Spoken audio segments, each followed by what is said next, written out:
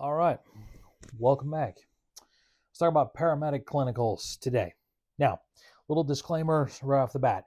What I'm going on is I'm just going to tell you what was done in my program. And in case you haven't seen the previous video, I went through a year-long certificate program for my paramedic school. And I'm just going to tell you what happened in my clinicals and just try to give you guys some advice and thoughts about the different blocks that you're going to have during it.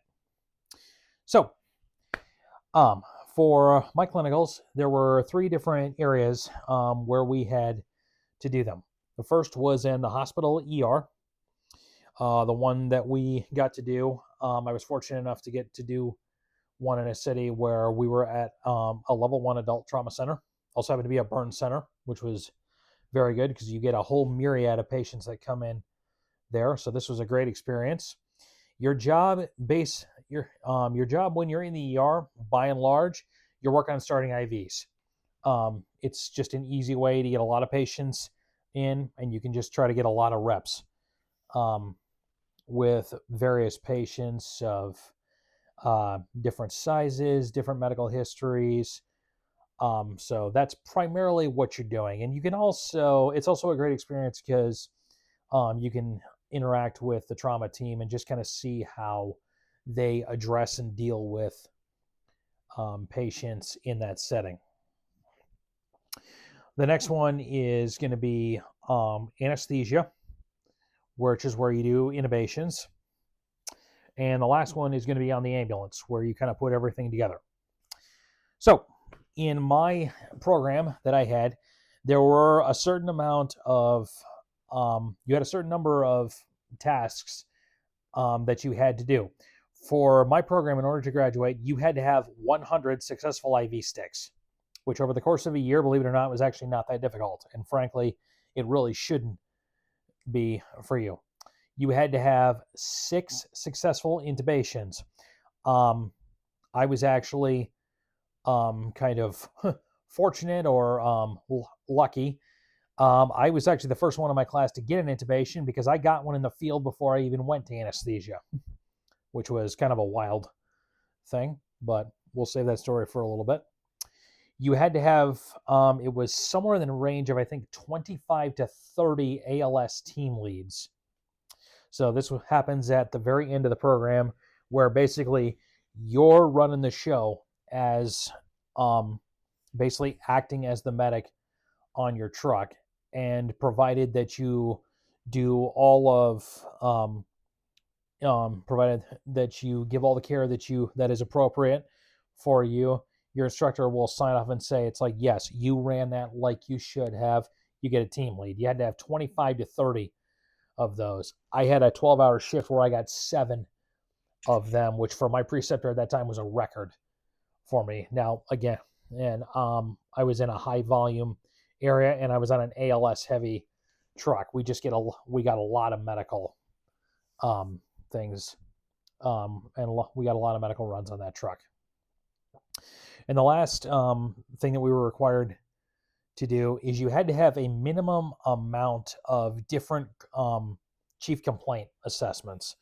So there were a certain amount of respiratory patients that they wanted you to get, a certain amount of cardiac patients you wanted to get, OB, things like that. Now, obviously, you have no control over which patients are going to call 911, but over the year, you did tend to get a lot of them. And if you were a couple short, sometimes they would, some of our instructors would just kind of run through a patient with you towards the end. You just kind of do like a tabletop scenario where you can kind of talk your way through an assessment. But basically, it's like the wickets that they wanted you to hit basically said, it's like, okay, you get this nice big broad net of experience so that you're leaving school with a lot of good experience dealing with different chief complaints and different types of patients. Okay, so let's talk about each one of these on their own. So the hospital emergency department, like I said, your job is to do IVs, and it's also a great place to practice your assessments. What I would suggest when you are there, be a good gopher. Okay. You're an extra set of hands for the nurses and other providers who are there, which is great. And if you can establish real fast that you tell them it's like, hey, I'm a medic student, this is what I need to do, they will more than happily pass their IVs to you, because one less that they're going to have to do, and it gets you a lot of good experience. Next piece of advice: talk to everyone. Talk to the nurses, talk to the techs, talk to the doctors. Be smart about it. You don't want to interrupt anything. Just watch and listen, and then see if you can ask a question or two. If you're wondering, why did the doc order this when the patient's complaining of this? It's things like that. Just let your curiosity kind of run wild, and just see how much you can learn and just how much information you can squeeze out of each one of those.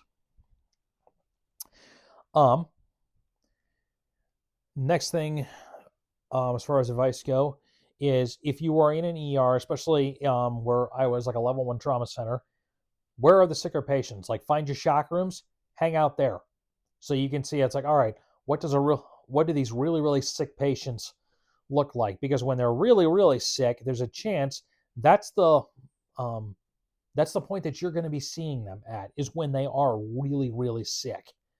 So it's like, okay, here, this is what they're complaining of. What does this look like? What are the steps I'm watching the ER do? What steps were done by EMS prior to the patient coming in, if they were brought in by EMS, obviously. But it's going to give you it's going to help give you an idea of, it's just like, okay, these are the patients that I'm going to get called to. It's like, this is the expectation and the level of knowledge that I need to have in order to take care of someone in this position. All right. Next section is anesthesia. So this is where you're going to practice your intubations. So what I had to do for mine is, you would go to the hospital early. You would report to the anesthesia main office and say, hey, I'm a paramedic student. I'm here to do intubations. What they will generally do is they will tell you where the locker room is. That's where you put your stuff. You're going to get a pair of surgical scrubs on, and then you will make your way up to the OR floor. And then what they will usually do is they will pair you up with an anesthesiologist for the day. Now, the place I went was an academic center. So what I ended up with was like a third-year anesthesia resident. Or, well, not third year, usually like last year. So PGY 3. That's who you get paired up with. And then you just and then generally they'll say, it's like, okay, this would be a good case for you. This would be a good case. That one's a difficult airway, so you're not going to get to do that one. But they will try to find things for you to do. Because the tough part about being in a trauma center is that more often than not, they're also academic teaching centers. So you have, anesthesia residents who need to get their intubations in. You have medical students who need to try intubations. There's a whole host of people also who still have to do all these skills. So your best bet is to just try to get there early, say, this is what I am, and again, be a good gopher if they need you to be. But the bigger piece of advice I would say as far as anesthesia goes is, stay out of the way.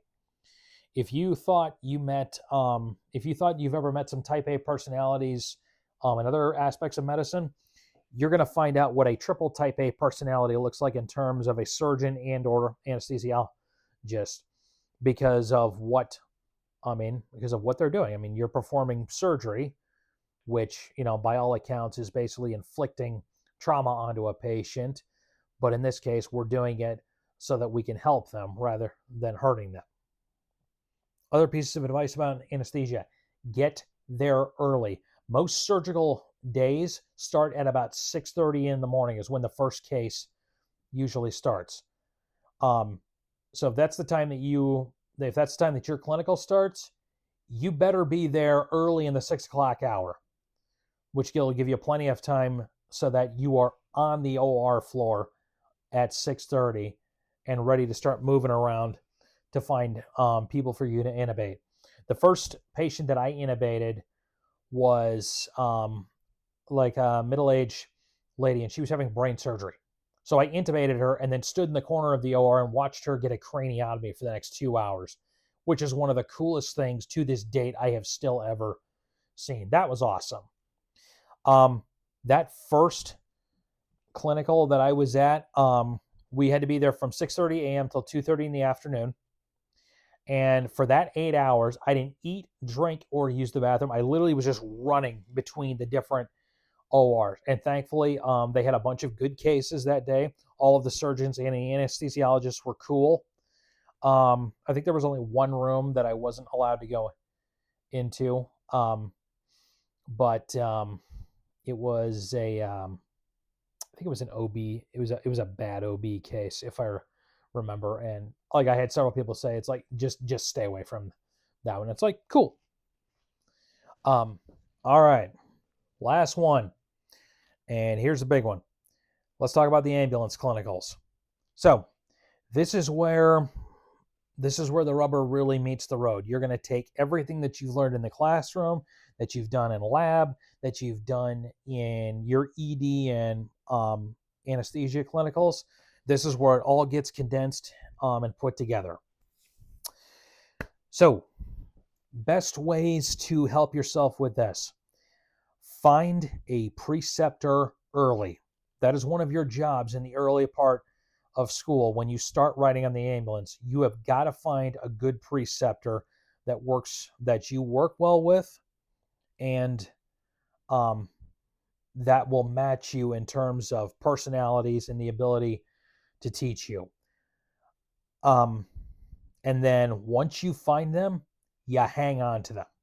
By the end of school, they had kind of told us this and said, it's like, all right, because by the end, I'm trying to think, I think there were about 15 of us in our class at the end. And basically, we all kind of went around the room. It's like, okay, who's your preceptor? Who's your preceptor? I know both of you like this preceptor, so it's like y'all need to figure something out at that point. And because basically by then, you want to be riding with just one person. I found my preceptor real early on, especially because if you remember back from my EMT video, the medic that I worked with, the preceptor that I rode with, she was also my medic's preceptor. So he just go straight to her, since he and I are fairly similar personality wise, and so was she. So it was a wonderful working relationship. But again, you want to find that preceptor early. So it's not like you shouldn't have taken the rest of school seriously. You need to take all of paramedic school seriously. But this is where, like, if you feel like you've been pretty dialed in up till this point, like you need to crank it up another notch, because this really is like, this is your final test. This is where your preceptor can say, like, you're fine. It's like, yes, you can graduate this program, and yes, you can start working as a medic. Or they can say, like, no, it's like you're not on the level that you need to be. And this is where you are building the foundation so that when you do graduate, when you pass all the things that you have to, and then you're actually working at the job, and then it's you out there who is the medic. You're not just the student. This is the time to build that foundation so that you're not as scared when you get out there. You're going to be scared when you start your new job. It's going to happen. It's probably going to happen a lot. What you'll learn along the way is you're going to be less scared, because you'll build up your confidence, because you've seen a lot of stuff many more times. So you want to spend as much high quality time on the ambulance as you can. There are a minimum number of shifts that you're going to have to ride. If the minimum is what you're looking for, honestly, you're in the wrong business, because you're going to be asked to do far more than most people are in any other job, and for a lot less money. Let's just be very frank. So don't tell me what the minimums are, and don't worry about what the minimums are, because frankly, it doesn't matter. So the time that you spend during this while you're trying to do your team leads, you want, like I said before, as much high quality time as you can get. So what does that look like? Well, for me, it's mostly, I would say, it's a mindset thing. Are you taking this seriously? Are you approaching every run with the mindset, pretending like this is actually my patient? I work here, it's my job, and it's like, this is my livelihood, is taking care of people in this capacity. If you do, it's going to make everything much easier throughout the rest of school, and it's going to make it easier when you actually do start working, because if you've already practiced being in that mindset, when it's actually you out there having a job and having to take care of these patients for real with no backup because it's just you, it's going to be much easier to be like, oh, I know what this feels like. Okay, here, I know I've got I've got a good foundation. So it's like, all right, I can move forward with confidence. By this point, and when you hit the tail end of it, you need to be able to operate without your preceptor. Like if it's you, the EMT or your preceptor's partner on the truck, and then all the firefighters, you should be able just to operate with them. Your preceptor should literally be able to just kind of sit there in the airway seat and just watch you do what you need to do. That's the point that you want to get to. So I've talked about all the different places that you're going to have clinicals, kind of talked about what the expectations are going to be for it. What I would really suggest that anyone who is thinking about going this way, or if you are in school right now, know that you are being evaluated every single time that you set foot through the door. Doesn't matter if it's in the ER, in anesthesia, and certainly on the truck. Like every time you go in there with your paramedic student stuff on, I mean, you have to know that there are a lot of eyes on you for good reason. Because number one, you're trying to do a job that is more than a bit of a unicorn in terms of healthcare. As a paramedic, once you are done with school, graduated, and are actually practicing, you will be asked to do things that a lot of other people don't do. There are some interventions that you will do that aren't done by anyone except advanced practice providers and physicians. Intubation is a good example. That is one of the first things you learn, because you have to be able to secure an airway in the pre-hospital space. Do you know who intubates in a hospital? Docs. Maybe occasionally advanced practice providers, depending on the hospital. But by and large, it's physicians. And you're not going to get to do that unless you are usually like a second or third year resident. Like, it's doctors after in their third year of post-grad training, and then you're the ones who get to do that. You will learn how to perform a cricothyrotomy. You know who does those? Anesthesia, generally, or ER docs. But again, it's like you are expected to know how to do that. If it's in your protocols, that's what you're expected to do.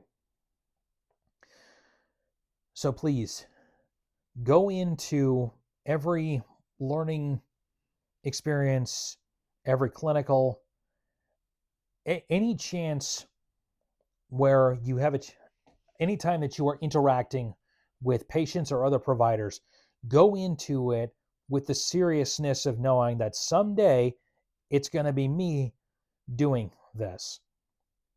Build the foundation now, and it will serve you so well later on in your career.